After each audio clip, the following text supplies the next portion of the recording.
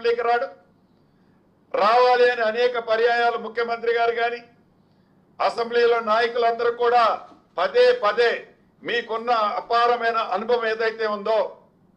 మీకున్న అపారమైన పరిజ్ఞానం ఏదైతే ఉందో పదే పదే నా జ్ఞానాన్ని తెలంగాణ ప్రజలకి అంకితం చేశానని చెప్పిన మహానుభావుడు అసెంబ్లీకి వారు తయారు చేసిన ఇద్దరు బావమరుదులు కూడా అప్ చేసిన ఆంబోటెడ్లలాగా అసెంబ్లీ లోపల అసెంబ్లీ బయట రంకెలేయటం తప్ప, ఒంటి నిండా విషమ నింపుకొని కక్కటం తప్ప నిజాలని నిర్భయంగా ఒప్పుకోవటం కానీ, చేసిన తప్పుని తప్పు అయిందని కాదు, తప్పు కాకపోతే ఇది మాది రైట్ అని కానీ ఏ రోజు చెప్పటానికి వారికి సాహసం లేకనే అసెంబ్లీకి రాకపోవటం, వచ్చిన అసెంబ్లీ అయిందాక అసెంబ్లీలో ఉండకపోవటం కారణం అదే. ఈనాడు దిగువ రాష్ట్రానికి సంబంధించిన నీటి వినియోగానికి సంబంధించిన అంశాలు కానీ, తెలంగాణ రాష్ట్రానికి ఇటు గోదావరి కృష్ణాకి సంబంధించిన నీటి వాటాల విషయంలో కానీ అనేక పర్యాయాలు అనేక సందర్భాల్లో ఇందాక నేను చెప్పినట్టు ముఖ్యమంత్రి గారు కానీ నీటిపారుదల శాఖ మంత్రి గారు కానీ ఒక్క చుక్కను కూడా ఈ రాష్ట్ర ప్రయోజనాలకు సంబంధించిన దాన్ని వదులుకునేదే లేదు, ఎంతటి దానికైనా మేము సిద్ధమని అనేక సార్లు చెప్పినా అదే వంకర కూతలతో, అదే కారుకూతలతో,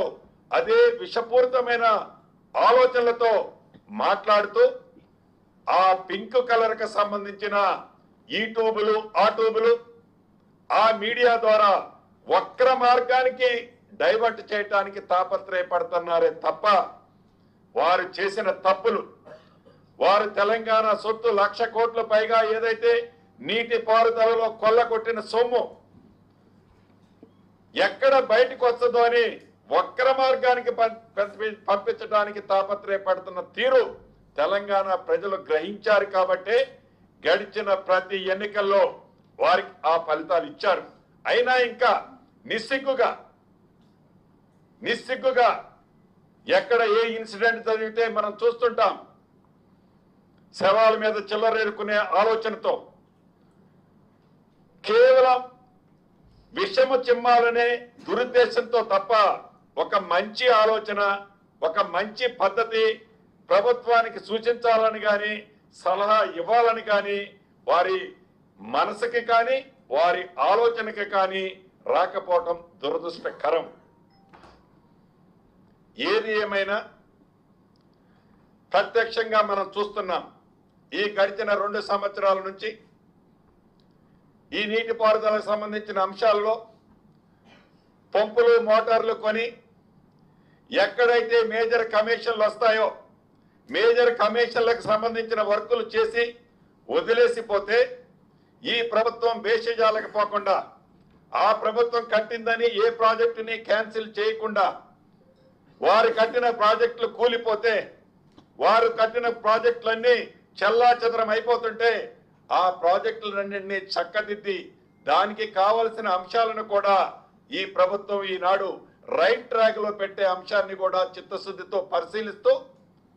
8,18,000 కోట్లు ధనిక తెలంగాణ రాష్ట్రాన్ని అప్పుల పాలు చేసిన సంక్షేమ కార్యక్రమాలు ఏ పేదవాడికి తగ్గకుండా ఇస్తూ అభివృద్ధి కార్యక్రమాల్లో కూడా ఈ ప్రభుత్వం చిత్తశుద్ధితో నిజాయితీతో పేదవాడికి ఇచ్చే సంక్షేమ కార్యక్రమాలతో పాటు రాష్ట్ర అభివృద్ధిని కూడా ఎక్కడ కుంటిపడకుండా ముందుకు తీసుకుపోతున్నది కాబట్టి ప్రతి ఎన్నికల్లో ఈ ఇందిరమ్మ ప్రభుత్వాన్ని ప్రతి పేదవాడి దీవెనలతో దీవిస్తుంది కాబట్టి ఈ రకమైన ఫలితాలు వస్తున్నాయి. ఇది జీర్ణించుకోలేక చెరొక పక్క బావమరుదులు చెరొక పక్క విషాన్ని కమ్ముతూ నిత్యము విషాన్ని కమ్ముతూ పెయిడ్ ఆర్టిస్టులతో యూట్యూబ్ ఆర్ట్యూబుల్ని వాడుకుంటూ పింక్ కలర్ని మీదేసుకొని తిరుగుతూ విషపూరితమైన వారి ఆలోచనల్ని రాష్ట్ర ప్రజలు గ్రహించారు కానీ వారికి వారి నాయకుడికి గ్రహించకపోవటం దురదృష్టకరం, బాధాకరం. ఇప్పటికైనా రేపు అసెంబ్లీ 16వ తారీఖు నుంచి స్టార్ట్ అవుతుంది. మళ్ళీ చెప్తున్నాం ఈ వేదిక మీద నుంచి, గతంలో చెప్పాం, ఆనాడు మీరు చెప్పాలనుకున్నది చెప్పి ఏదైతే రాష్ట్ర ప్రభుత్వం దగ్గర ఉన్న ఇన్ఫర్మేషన్ చెప్పే టైంకి ఏదో వంకతో అసెంబ్లీ నుంచి పారిపోయినట్లు పారిపోకుండా మీ బావమరుదులే కాకుండా మా నాయకుడనే చెప్పుకునే ప్రధాన ప్రతిపక్ష నాయకుడు కూడా అసెంబ్లీకి రావాలని, ఏవైతే గోదావరి పరివాహక ప్రాంతానికి సంబంధించిన నీటి అంశాలు కానీ,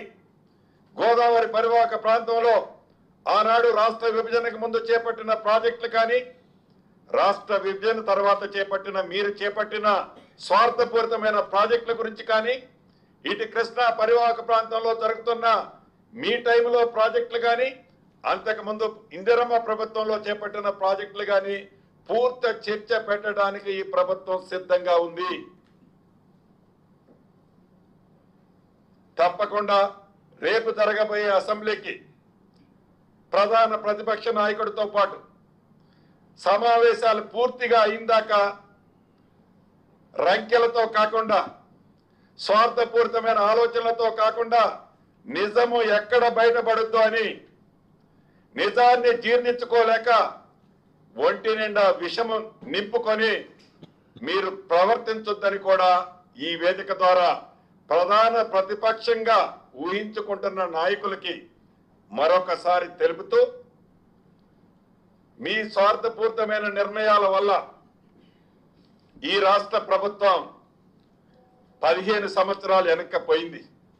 అయినా కూడా ఈ ప్రజా ప్రభుత్వం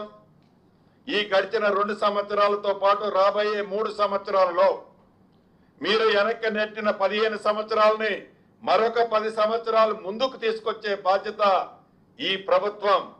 గౌరవ ముఖ్యమంత్రి రేవంత్ రెడ్డి గారి నాయకత్వంలో తప్పకుండా ముందుకు